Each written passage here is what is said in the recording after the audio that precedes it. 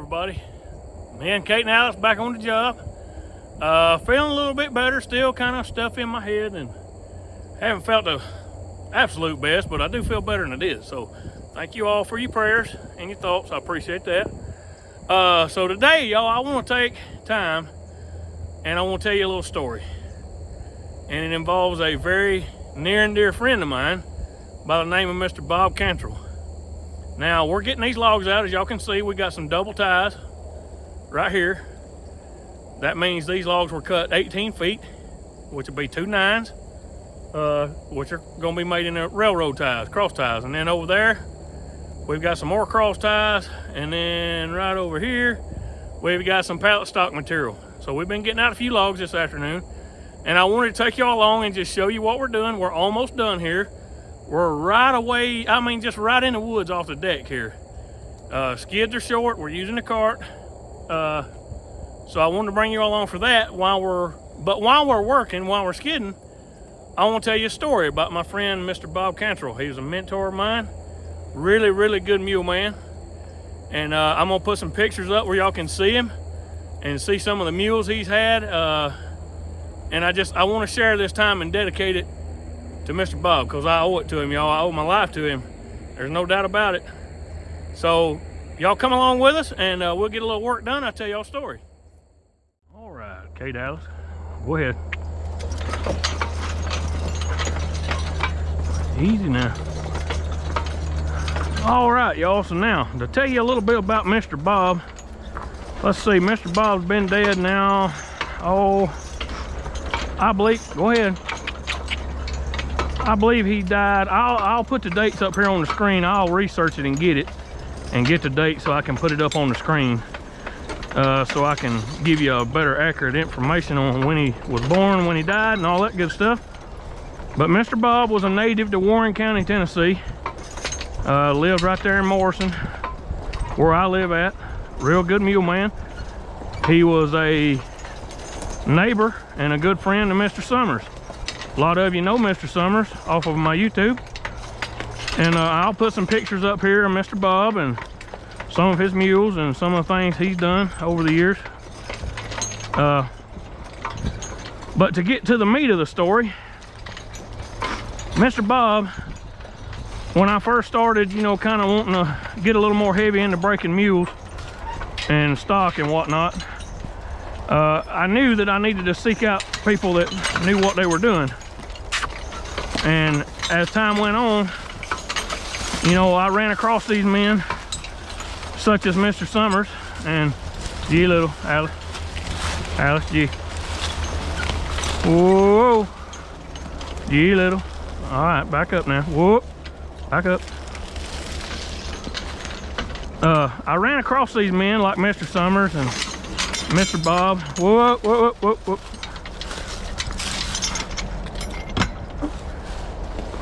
And, you know, went and visited them and spent time. What?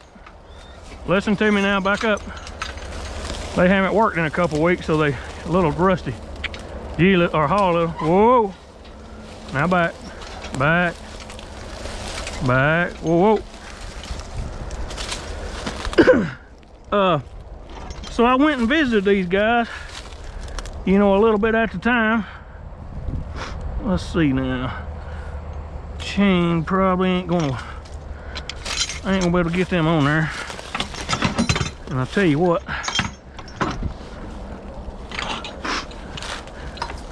I'm not gonna spend a whole lot of time trying to do a lot with it, so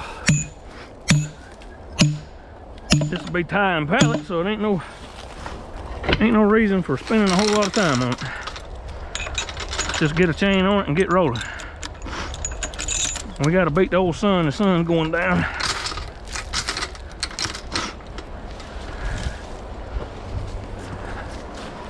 Come here, back up. Whoop, back up, here, back up. Whoa, whoop. Easy does it now. Easy does it. Easy.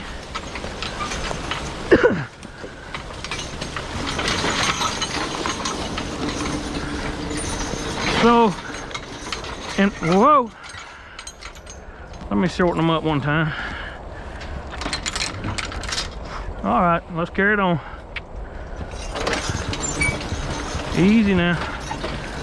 So, in my quest to become a better mule man, I sought these guys out.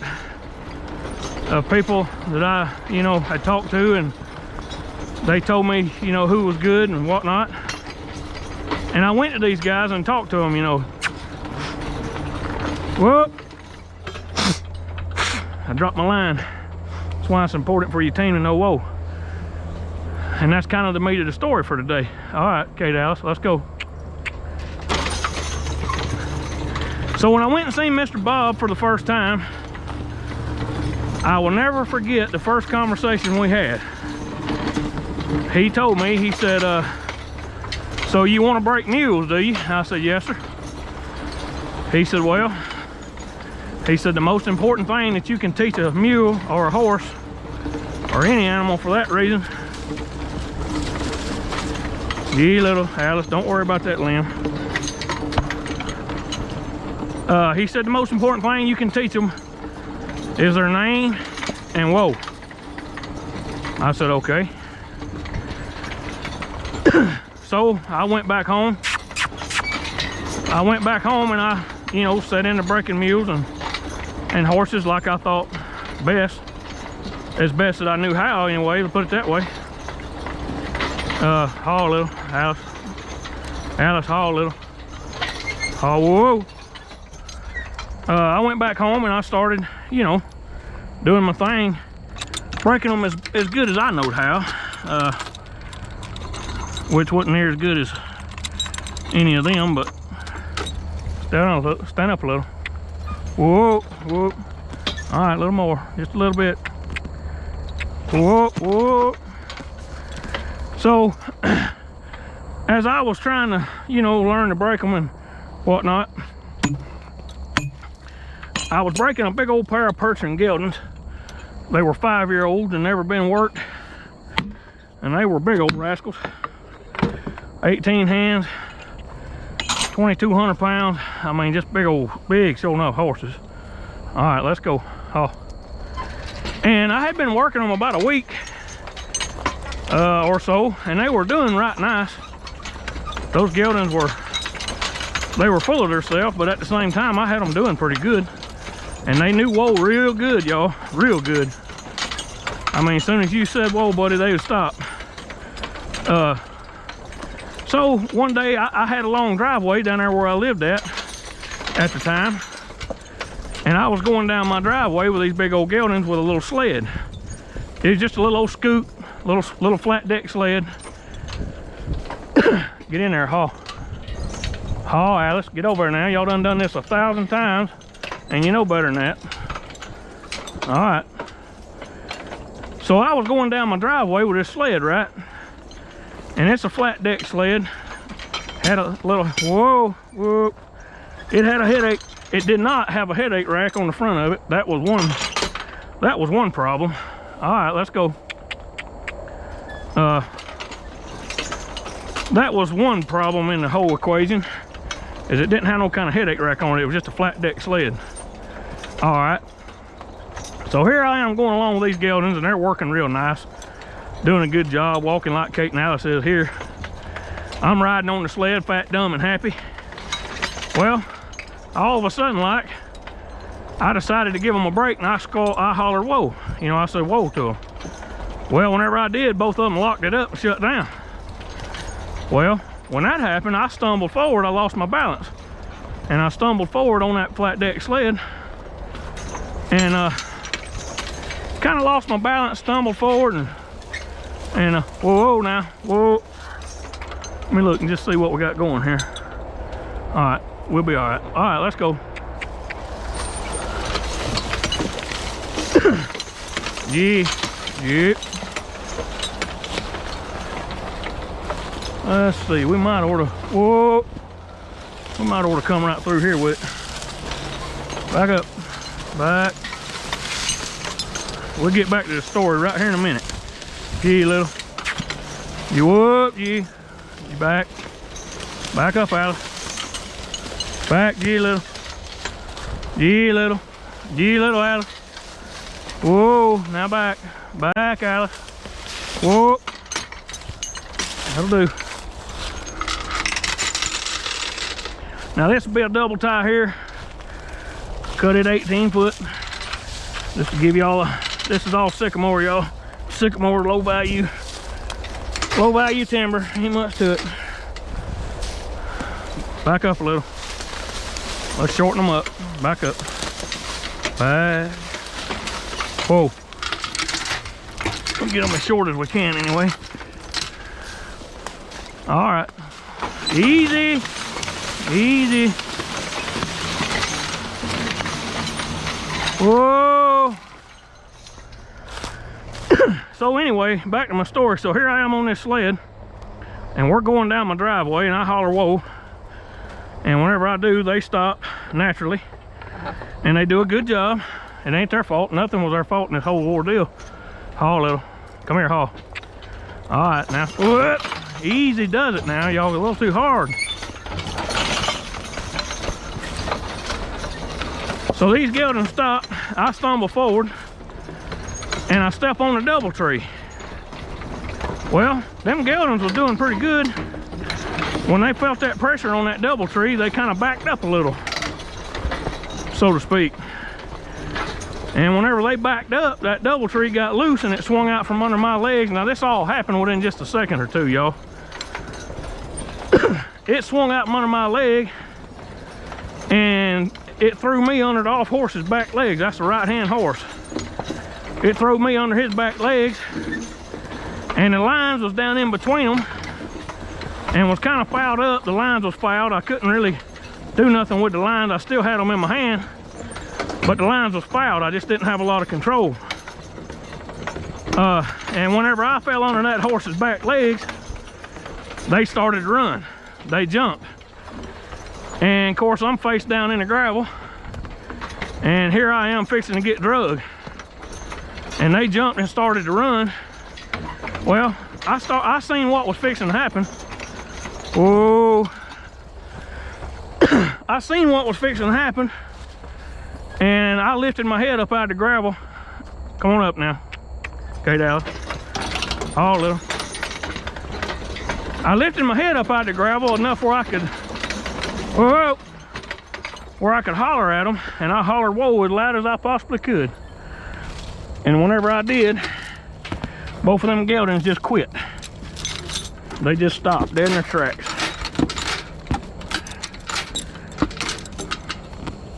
All right, let's go. And I'm gonna tell you the truth, y'all. I tell you, 100%, no doubt about it.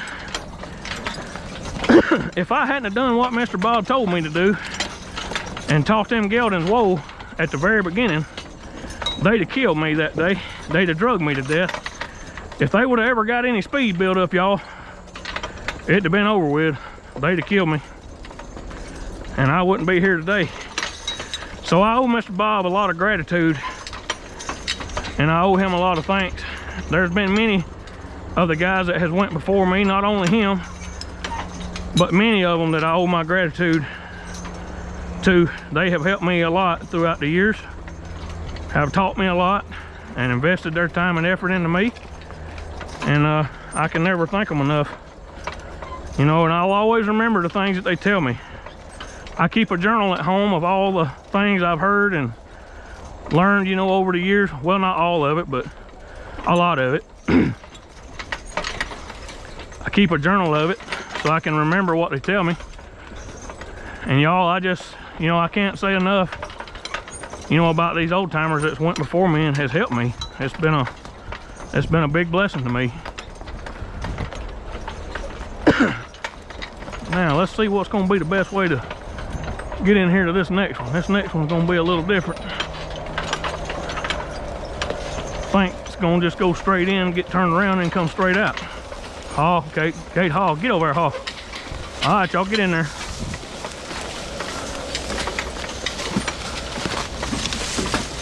But I will have surely had died that day. Whoa, now. Whoa, whoa, Haw. Okay, Haw, Alice. Whoop, Whoop, whoop. Slow down now. Whoop. Okay. Oh, Alice.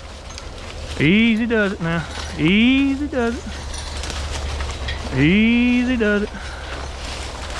Easy does it. Whoa, get it around that tree. Whoop, oh. Whoop, oh. All right, back up. Back up. Back up. Whoa. Well, let's see, can't we get a chain under this thing? I believe we can. I think this is another double tie here. These double ties make it easy. Get them out there in the open and then cut them up.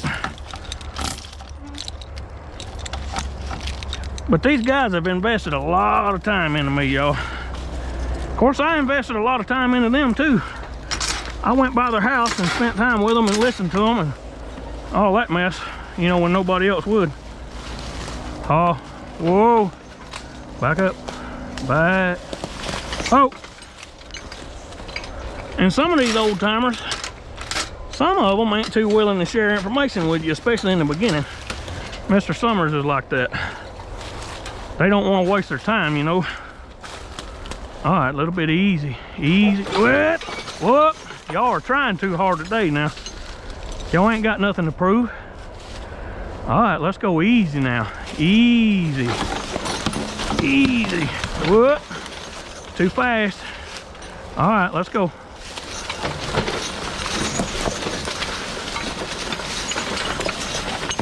I got to get some wire back on my bits. These are them new set of harness and new bits, and they got a little too much gas pedal right now. And they ain't worked in a couple weeks, so they just a little bit rusty. I was sick last week and then had to haul logs the week before and go see Sarah Beth, so they've had plenty of time off. Get rested up.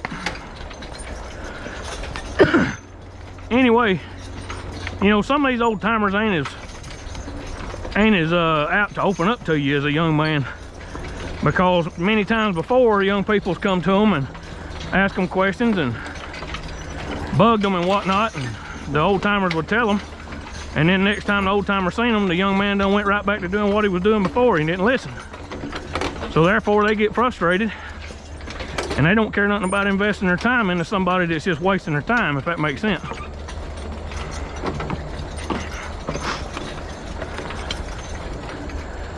But I tried my best to stick it out, you know, and get a little,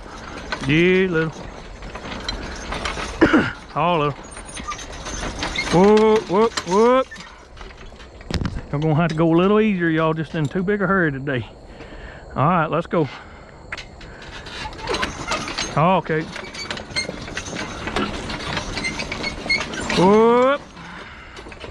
Give me just a little bit. A little bit, Alice.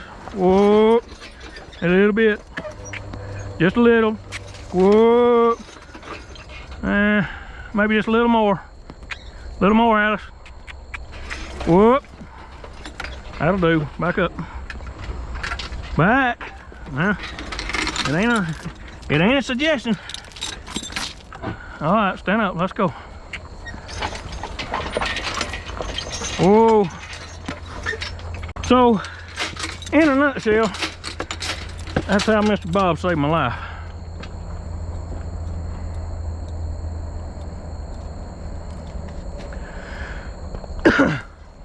All right, let's go. And Mr. Bob, he was a really renowned mule skinner. He logged a lot with mules. He worked a lot of nursery stock with mules, and he broke a lot of mules. Mr. Bob was well known in our area for taking the wildest, roughest mules there is and breaking them. It didn't matter how rough they were, Mr. Bob would break them, and he'd make a good mule out of them. Oh, now, get in there, haul. And I'll tell you something, y'all, the people that knowed him, get up there now, stand up. Get out of that. The ones of you, you know, the local people around that knowed him loved him. His wife, Miss Juanita Cantrell, she babysit near about everybody in the county at some point in time. And they're just good people, y'all. Just down to earth country people. Just really good folks. And you know, Mr. Bob took me right in very first time. He was always happy to help me. He never turned me away, no matter how dumb I sounded. You know, he didn't treat me like I was an idiot. He's just a good man, and I really respected him a lot, and I miss him a lot. I know for sure that if he was still alive, I wouldn't ever have to worry about coming to the woods alone. He'd be here with me every day. Whoa! Y'all got to learn how to quit hitting this tree right here. Oh, or gee, little. Now come up. Y'all been cutting that corner. That's about the third time y'all hit that tree today. Y'all cutting that corner too sharp.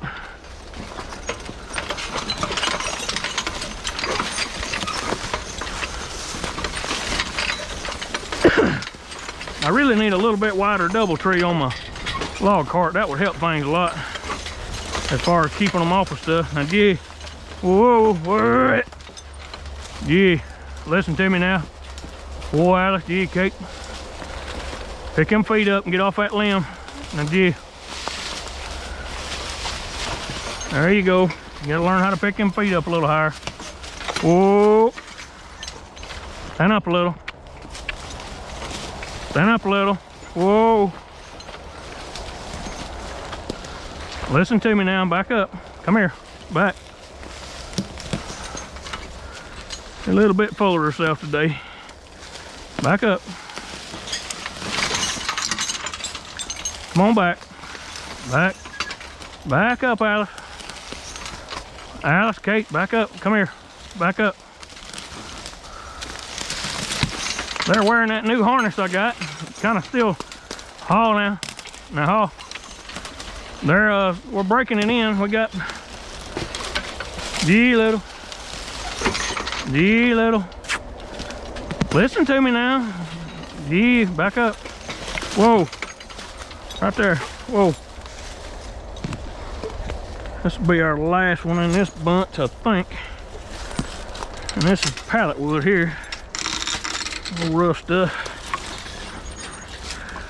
Let's see if I can get my chain under here. Yeah, there we go.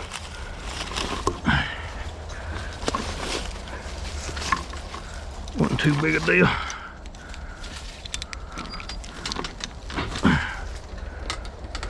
I don't like my chain being in that slot while I'm hooking, because if they step up or something, it could be bad. Let me get over here out of the way. All right, let's go easy now.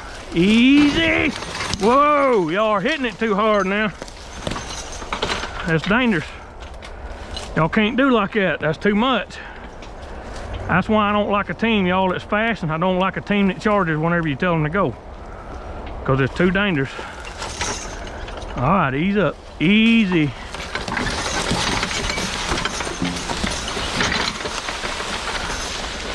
Whoop, whoop. Let's see. All right, let's go now. Easy does it. Easy does it.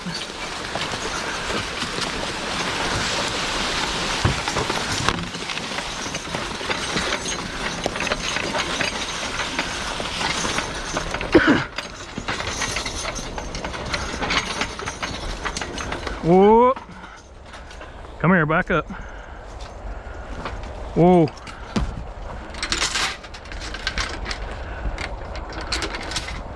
All right, now come here.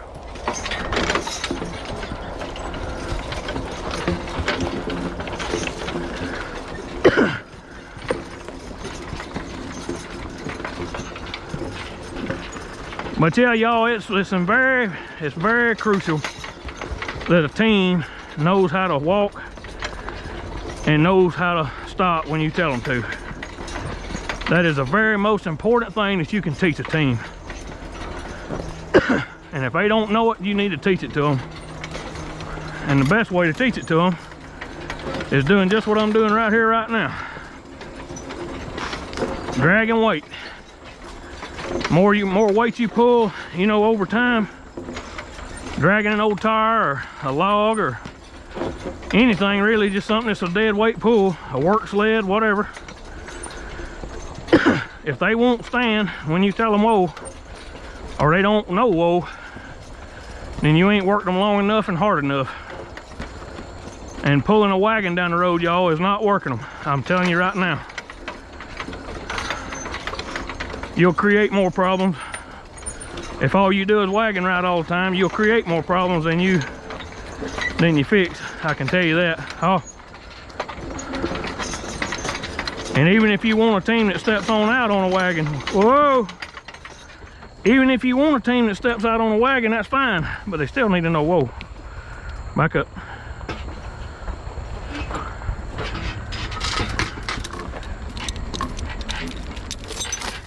All right, stand up a little. I don't like a team that pulls my arms off all day. I don't like it. Whoa. It's not my cup of tea. Everybody can do what they want to, but that ain't my thing. I don't like a team that wears me out all day. And if it takes that to make them, whoa, now. If it takes that to make them pull, then I don't want them. I like them to pull slow and steady. Come up easy and whoa good. That's what I like. And I don't hate a man that likes something different. Man can do what he wants to, in my opinion. All right. But I just like a good, slow, steady team. Oh. And it has served me well since I've been doing this too. All right, y'all, we're done. Thank goodness we got this big old honking thing out. Carry y'all around here where y'all can see it with the phone. I know I showed y'all with the GoPro, but that end right there, it wasn't so much the footage or the weight that was in this log, it was the way that skull arm was jacked up, and it was got an arch in it, and it's putting pressure right here on the front and on the back. Instead of picking up on the butt, or you know, getting the butt up out of dirt, it wasn't picking the butt up. It was creating a pressure point. That's hard on them. It would have been easier to cut it off, probably. Probably the smarter thing to do would be to go and cut it off.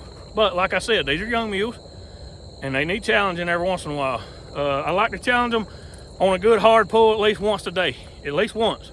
A hard pull, something challenging. This was a good challenge for them being back to work, you know, just recent back to work. So this was good for them. But look, thank y'all for hanging out with us. And I hope you've enjoyed what I told you about Mr. Bob. And, you know, sharing the pictures and all that good stuff. And I hope you can see how much Mr. Bob meant to me. And as time goes on, I'm going to share some more stories of some other mule skinners that's impacted my life. Tell y'all a little bit about them, share pictures of them, whatnot. And, you know, just take y'all along with me. We're going to be training these colts. I got one more day on this job of actual logging. Then I got to start cleaning up and getting the logs hauled and all that mess. So hopefully a few days, we got some rain moving in, so I don't know how that's going to affect us. With that being said, though, I hope by next week, y'all, we're ready to start these colts.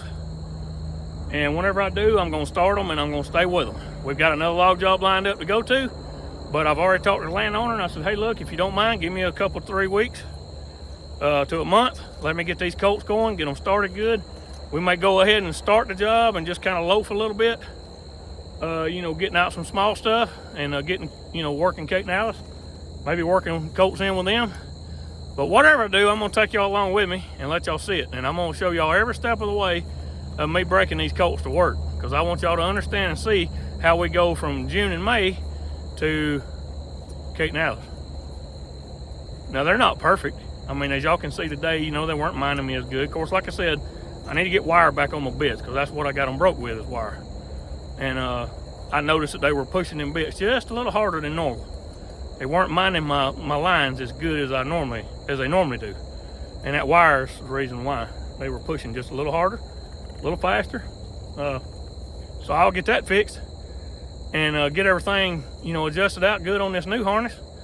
and we'll get these babies started and get them going. I'll show y'all every step of the way, the good, the bad, the ugly, and everything in between. So y'all stay tuned for that. I'm gonna put my email up here on the screen. If any of you need me, you know how to get up with me. I'd be glad to talk to you. And if we need to talk by phone, you just email me, shoot me your number, I'll call you. It's that easy.